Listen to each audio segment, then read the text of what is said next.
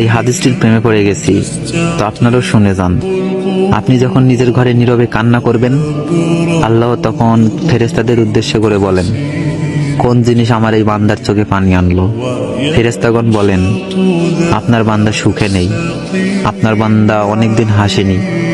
এই বলে ফেরেশতাগণ কান্না করতে থাকেন এবং আল্লাহকে বলেন, হে আমার রব, আপনি তো জানেন আপনার এই বান্দার হৃদয়ে কি রয়েছে, অতএব আপনি তার জন্য সবকিছু সহজ করে দিন।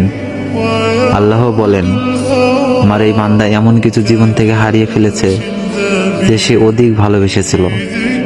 অতএব আল্লাহ বলেন, আমি শপথ করছি, আমার বান্দা যা তার জীবন থেকে হারিয়েছে তার চেয়ে উত্তম জিনিস আমি তাকে এনে দিব, যা দেখে দুনিয়া ও আখিরাতে সবাই বিস্মিত হবে।